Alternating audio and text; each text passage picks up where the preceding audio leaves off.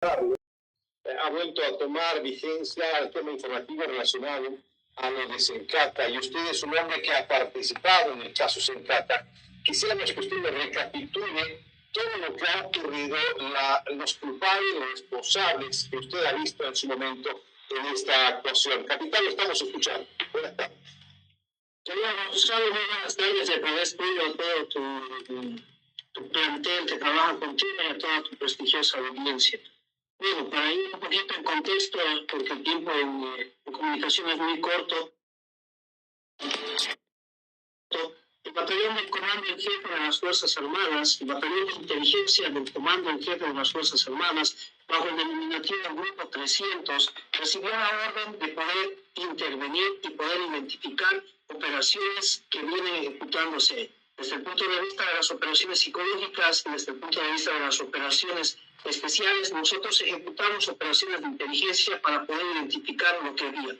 En el transcurso del tiempo que nosotros estuvimos infiltrados, dimos parte, reportamos e informamos a través del Comando en Jefe para que pueda ser canalizado mediante los órganos de dirección de inteligencia hacia la señora presidenta Yanine Áñez, que desconozco si llegó esa información hasta sus manos o no llegó, pero se informó de los diferentes aspectos. Presencia de personal armado dentro de los manifestantes que estaban en la turba, principalmente en inmediaciones de lo que era la planta Sencata donde nosotros estábamos. Se identificó la presencia de personal civil. Exactamente, se dio parte días antes de que había personal civil armado que se encontraba ahí, principalmente con lo que es el arma característica de los servicios de inteligencia de Cuba, que son calibres 27 milímetros, que es el armamento que nos empleaban, fácilmente confundible con un arma de calibre 22, ¿no? Entonces, el armamento que tenían ellos no es un armamento ni conocido ni utilizado dentro de la República de Bolivia, ni mucho menos utilizado o conocido por las fuerzas del Ejército y de la Policía Nacional. Es un calibre totalmente ajeno que prácticamente lo utilizan principalmente los elementos granjeros en Cuba, ¿no? Se dio parte de que había presencia de mercenarios, tanto nacionales como extranjeros. Y es más, ¿cuántos eran? Mira, querido Gonzalo, la presencia de los mercenarios se divide en dos, como te dije, nacionales y extranjeros. La cuantificación exacta no te puedo decir porque nunca se pudo dar, pero la presencia de los extranjeros entraron bajo el señor Eduardo Lonjón, Fernando Lonjón, Eduardo Lonjón, no me acuerdo muy bien, el señor Lonjón, que en ese entonces tenía la fachada de lo que es Aviam Yalan, que tú debes conocer mejor. Lonjón, quien manejaba o trabajaba directamente con Aviam Yalan, metió a periodistas argentinos que fueron los que trajeron y coordinaron junto con algunas personas nacionales. Estas personas nacionales fueron las que fueron entrenadas en San Anita en la época de que Juan Evo Morales Ayma asumió la presidencia de la República, entrenados por el general Luis Arias Bazán y por el general Mancilla, jefe de la Casa Militar, posteriormente en la época de la pérdida de la medalla presidencial, llevados a Venezuela, donde nos dividieron en dos grupos. Un grupo, con un paréntesis acá en lo que es Sencata, un grupo que fue entrenado por las Fuerzas Especiales Venezolanas, de la guerrilla del ELN de Venezuela, la Dirección de Contrainteligencia Militar de Venezuela, y el otro grupo que recibió una capacitación técnica por lo que es la Unión de Recintos Electorales, una comisión que se creó en Caracas, Venezuela. Casualmente, y coloco aquí otro paréntesis, casualmente la Unión fue el mismo organismo internacional que participó en la creación del CIDEPRE en las elecciones del 2025 y fue la Unión, una misión venezolana que estuvo como observador electoral en estas elecciones del 2025. Por eso es importante la identificación de los mercenarios que fueron entrenados en San Anita, llevados a Venezuela y posteriormente llevados a Irán, donde hicieron un curso de contrainteligencia para poder crear la FETIC en Bolivia, con toda la relación que existe. Volviendo al tema de Sencata, nosotros identificamos a esos mercenarios que estaban bajo la fachada de periodistas en lo que es Eduardo Lonjón, en el canal Avia Yala. Se identificó a través de estos mercenarios y se dio parte que ellos enseñaron técnicas no solamente de operaciones comandos, sino también técnicas que van a violar la inteligencia de una persona especialista en ciencias forenses. Por ejemplo, el tema de de que cuando los muertos se susciten, porque esas fueron las palabras que cito de los mercenarios extranjeros, principalmente de los argentinos, en base a la experiencia supuesta argentina, tienen que votar los muertos a los verdugos, es decir, votar a los muertos a la fuerza pública. ¿Cuál es la cantidad de muertos que podía haber habido en ese enfrentamiento? Mira, lo que tengo los datos, de acuerdo a los informes de la Fiscalía, creo que son 10 personas que fallecieron, lo que es Daniel, permítame leer lo que tengo, los apuntes de Di Pasto, Pedro Quisber, Edmond Cumachi, etcétera, etcétera, ¿no? ¿Cuántos cuantificaron si hubiese habido un enfrentamiento? ¿Cuánta gente esperaba que muera? Mira, la central, y a esto te voy a llegar, querido Gonzalo, la Central Obrera Boliviana fue prácticamente el autor intelectual de lo que iba a ser la explosión de la planta de Sencata. Repítame, ¿quién iba a ser el autor intelectual?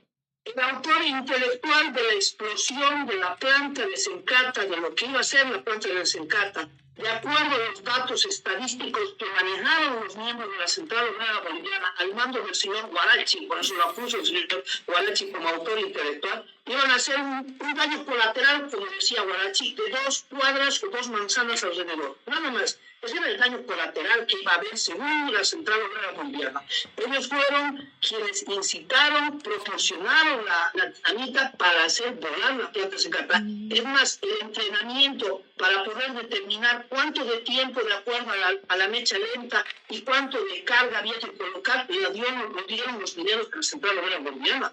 Ellos nos entrenaron a nosotros, si vale el término, para poder colocar los explosivos en la planta de Sencata.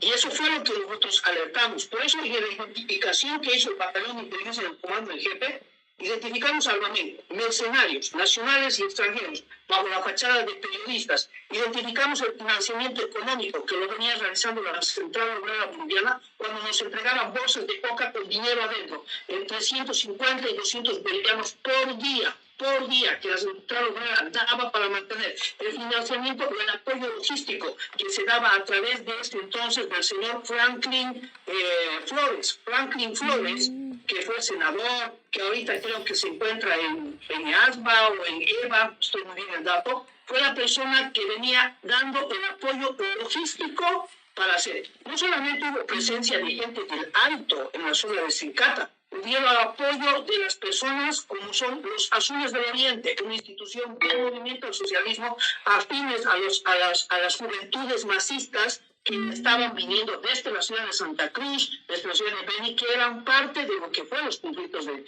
Sencata, que estuvieron. Los Azules del Oriente estuvieron y llegaron. Muchos de los Azules del Oriente fueron parte de los mercenarios y grupos del Chapare que nos entrenaron a nosotros en la utilización de armas improvisadas, como el tema de usar las cañerías de gas, esas cañerías amarillas, para colocar cartuchos de escopeta y poder, bajo la fachada de una bandera, poder atacar a las personas. Aquí hubo entrenamiento no solamente de personas extranjeras como los argentinos que nos dieron la capacitación en el punto de vista de desvirtuar la información forense.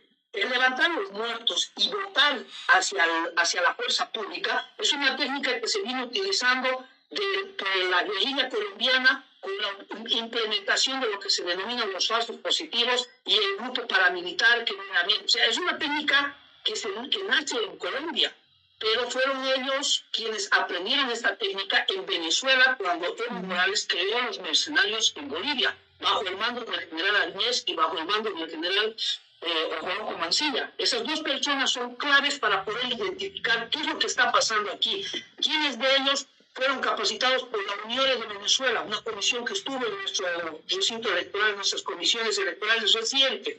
¿Quiénes fueron capacitados en Irán? El saber la lista de los mercenarios va a poder identificar la verdad de los hechos, de quiénes fueron los verdaderos asesinos de las personas que murieron en Sencata. De acuerdo a los informes que yo tuve acceso posteriormente a Sencata de la Fiscalía, solamente hubieron 2 personas que murieron con armas 9 milímetros. 2 personas que tienen orificios de entrada pero no de salida. Y hubo solo una persona, de acuerdo al informe de la Fiscalía, que me voy a pasar, que lo sabe, de acuerdo al informe forense de la Fiscalía, que murió con calibre 5.56, que es el calibre de uso militar, que se podía haber realizado todas las pericias forenses en base a lo que es la huella balística para poder determinar esa arma quién estaba usando el día que ocurrieron los incidentes en Sencata, si no estoy mal, el 19 de noviembre del 2019.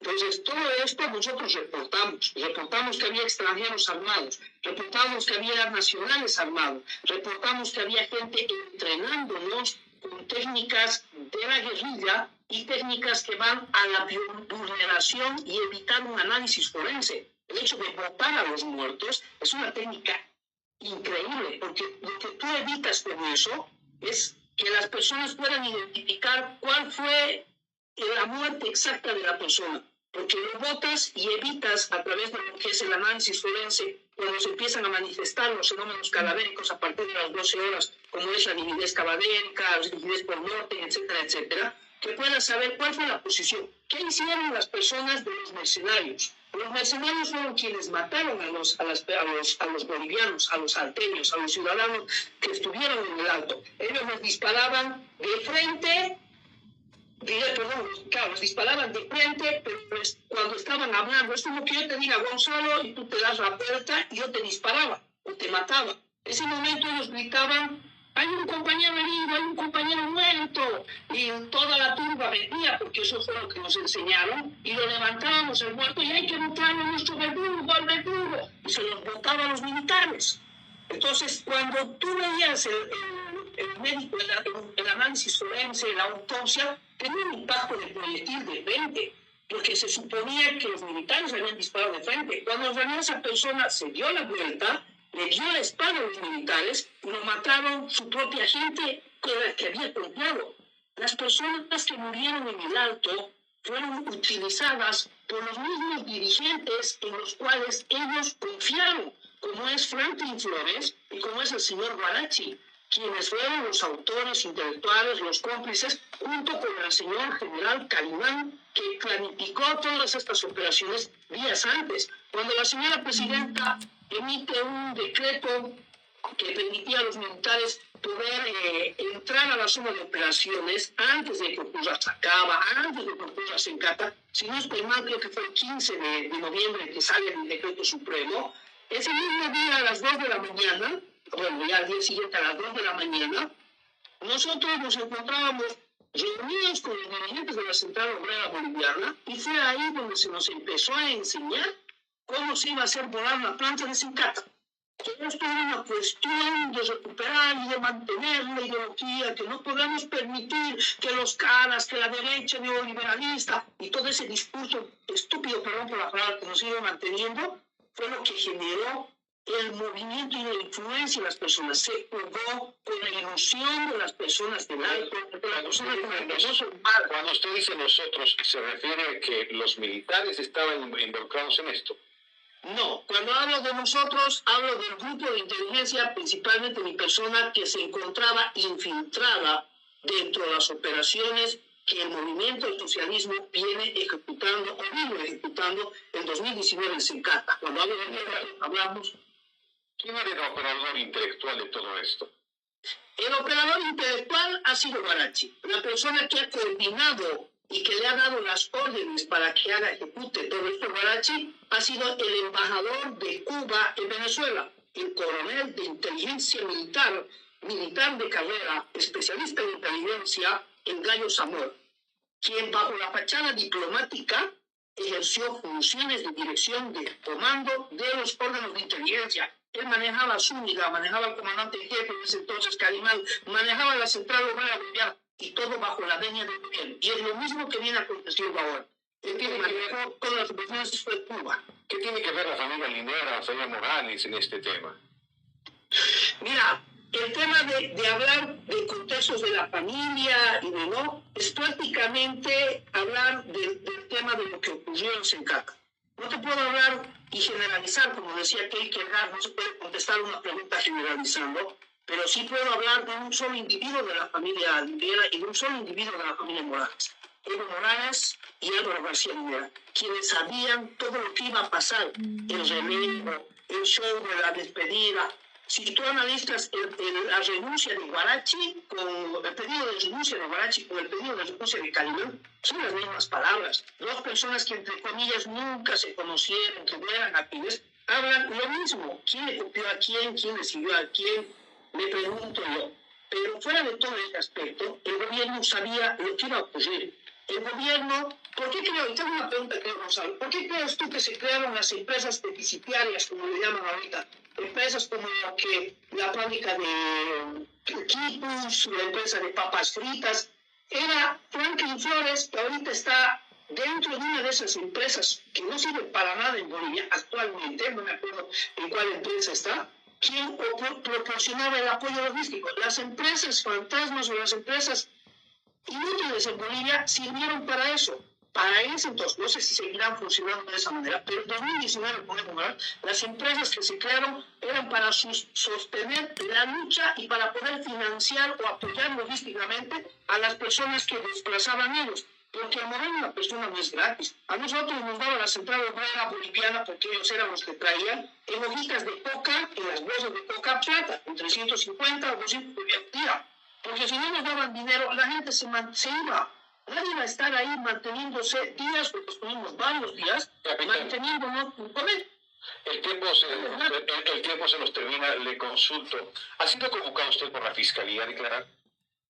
Mira, querido Gonzalo, yo no tuve la oportunidad y he solicitado, creo que incluso en tu programa, en varias oportunidades, que pueda declarar ante la Fiscalía la verdad de los hechos, que se pueda incluir dentro del proceso de la Fiscalía de Sencata al general Luis Aguiñez Bazán, porque él sabe quiénes fueron entrenados, al general Mancilla, porque él sabe quiénes fueron entrenados. El hecho de descubrir las personas que fueron entrenadas en 2005, llevadas a Irán, a Venezuela, por la Unión que estuvo en Bolivia, etcétera, etcétera, va a poder determinar incluso muchas cosas irregulares en Bolivia, fraude electoral, va a poder determinar la verdad de los hechos de Sacaba, de Sencata. He solicitado en muchas oportunidades poder declarar los informes que yo presenté. La persona que estuvo al mando y que declaró esto y que declaró cobardemente, o vilmente o servilmente, fue el comandante de la compañía de inteligencia accidental, el mayor Adalid Becerra, quien solamente declara del general que estuvo de gerente del NH posterior, Valverde, quien solamente declara el nexo que tenía con Valverde, pero nunca habló y dijo que cuando ocurrió Sencata le dimos parte, que había gente armada y que iban a hacer volar. Nosotros alertamos en la promulgación del decreto que dio la Yanine que iba a haber en la explosión de la planta. No sabíamos cuándo, pero sí sabíamos que iban a hacer volar la planta. Lo vamos a volver a convocar para seguir